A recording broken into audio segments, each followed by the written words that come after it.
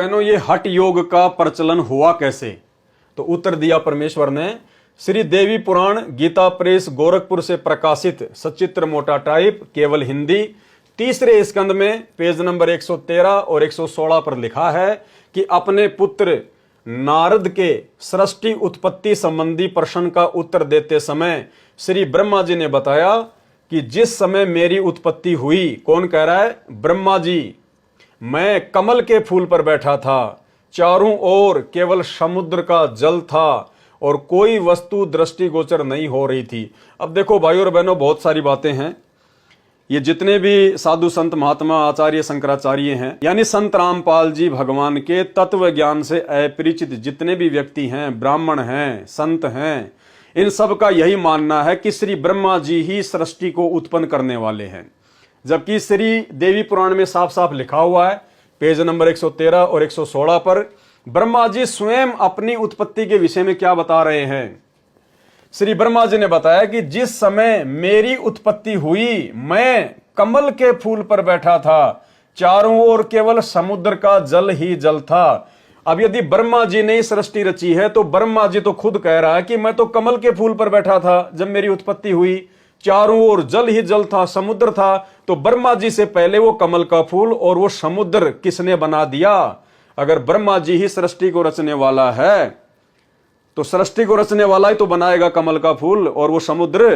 तो ब्रह्मा जी तो खुद कह रहा है कि जब मेरी उत्पत्ति हुई, जब मैंने आंखें खोली, तो मैं तो कमल के फूल के ऊपर लेटा हुआ था, बैठा हुआ था, चारों ओर जल ही जल था। तो भाई वो जल किसने बना दिया? वो कमल का फूल किसने बना दिया? जिसने वो कमल का फूल और वो जल बनाया, वो है वास्तव में सृष्टि का असली रचयिता।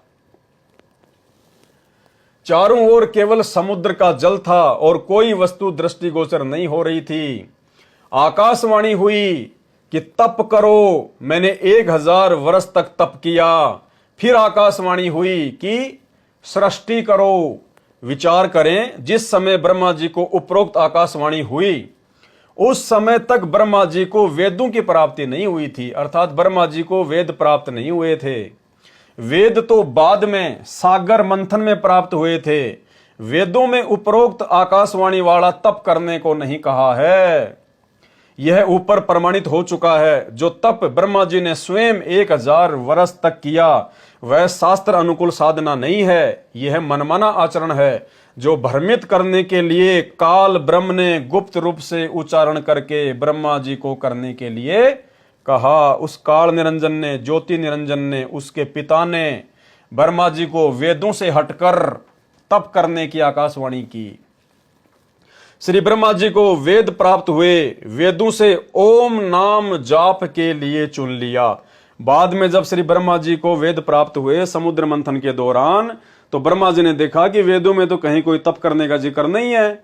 यजुर्वेद अध्याय 40 मंत्र 15 से ओम मंत्र लिया गया, इसमें तो केवल एक ओम मंत्र का जाप कहा गया है। वेदों में वर्णित यज्ञों से एक हवन यज्ञ चुन ली, इसी का अनुष्ठान अधिक करने लगे, जबकि 5 यज्ञ करने से पूर्ण लाभ होता है। कौन सी 5 यज्ञ?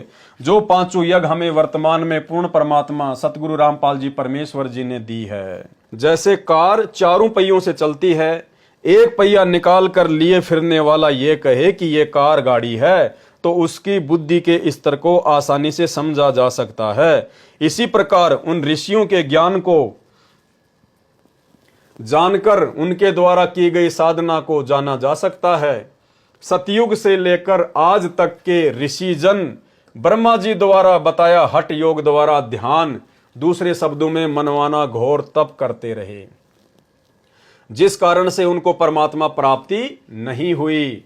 उनके द्वारा किया गया हठ पूर्वक घोर तप आज तक ध्यान यज्ञ नहीं है। कुछ साधक कहते हैं कि एकांत स्थान पर बैठकर आंखें बंद करके या खुली रखकर मन को सिर के ऊपर के भाग के नीचे केंद्रित करने की कोशिश करें और अंत में विचार शून्य हो जाओ। मन किसी भी वस्तु या विचार पर केंद्रित न रहे, कोई संकल्प विकल्प न उठे। अंत में यह विचार करें कि मैं आत्मा हूं, यह शरीर मैं नहीं हूं, मन भी मैं नहीं हूं। सिर के ऊपर के भाग में सिमट जाओ, जिसको ब्रह्मांड कहते हैं। कुछ कहते हैं कि ध्यान की अंतिम अवस्था में केवल एक ही विचार रह जाता है कि मैं ब्रह्म हूं, अहम ब्रह्मास्मि। विचार करें, ध्यान का अर्थ है कि अपने मन को किसी वस्तु पर केंद्रित करना। जैसे कभी कभी हम कहीं दूर स्थान पर खड़े अपने किसी प्रिय मित्र को देख रहे होते हैं, यह जानने की कोशिश कर रहे हैं कि लगता है वह मेरा मित्र ही है।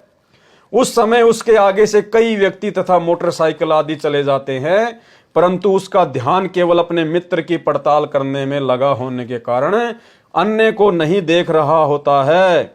यह ध्यान की वास्तविक स्थिति है। जैसे कभी कभी हम किसी बात का चिंतन कर रहे होते हैं और सड़क पर खड़े होते हैं, बस ने आकर वहीं रुकना होता है जहां हम खड़े चिंतन कर रहे थे।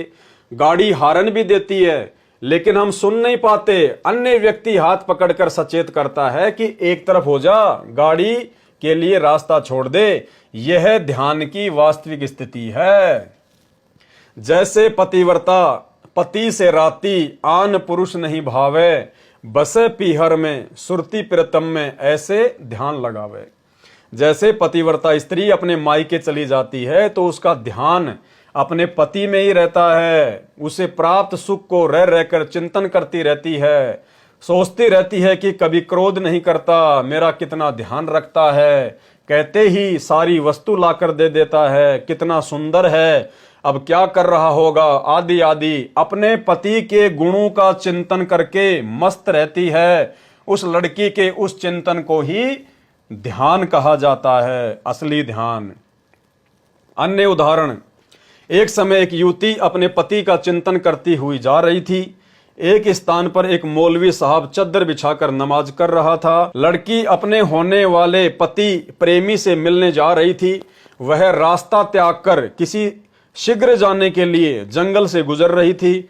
उस लड़की का पैर मौलवी जी की चद्दर पर रखा गया। मौलवी जी ने नमाज छोड़कर लड़की को धमकाया कि तुझे दिखाई नहीं देता, मेरी चद्दर पर पैर रखकर अपवित्र कर दिया। लड़की ने उत्तर दिया कि मौलवी जी, मैं अपने प्रेमी पति के ध्यान में खोई थी, मुझे तो पता ही नहीं चला कि मेरा पैर आपकी चद्दर पर टिक गया। आप अपने अल्लाह से सच्चा प्यार नहीं करते, आपका ध्यान अल्लाह में नहीं चद्दर में था। आपका ध्यान सही होता तो मेरे पैर का पता ही नहीं चलता। इसको कहते हैं ध्यान। ध्यान यज्ञ का अन्य प्रमाण, जैसे नटनी चढ़े बांस पे नटवा ढोल बजावे, इधर उधर से निगाह बचा के सुरती बांस पे लावे। भावार्थ है कि कौतुक दिखाने वाला नट तथा उसकी पत्नी नटनी खेल करते हैं। एक लगभग 8-9 फुट लंबा बांस नटनी हाथ में लेकर एक सिरा जमीन पर रखकर खड़ी हो जाती है। उसका पति ढोल बजाता है। नटनी बांस के ऊपर चढ़ने लगती है। नटनी का ध्यान ढोल की आवाज पर नहीं होता और न ही आसपास खड़े खेल देखने वालों पर होता है। इसका पूरा ध्यान बांस पर लगा होता है। यदि नटनी का ध्यान जरा सा भी बांस से हट जाए तो धड़ाम से पृथ्वी पर बांस सहित नीचे गिरे, अपने खेल में सफलता प्राप्त नहीं कर पाएगी। खेल देखने वाले लोग तालियां बजा रहे होते हैं, फिर भी नटनी इनके शोर को नहीं सुनती। उसका ध्यान केवल बांस पर ही रहता है। इसी प्रकार परमात्मा के गुणों का चिंतन ध्यान यज्ञ कहलाता है। यह वास्तविक ध्यान यज्ञ है। यानी हम जो अपने गुरुदेव भगवान का चिंतन मनन करते हैं, अब हम जो ये वीडियो बना रहे हैं, अपने गुरुदेव के द्वारा किए गए सरलार्थ को हम पढ़ रहे हैं, समझ रहे हैं, तो ये परमेश्वर जी के चिंतन में आता है। ये हमारा ध्यान हमारे गुरु जी के प्रति समर्पित हो रहा है। इसको कहते हैं वास्तविक ध्यान।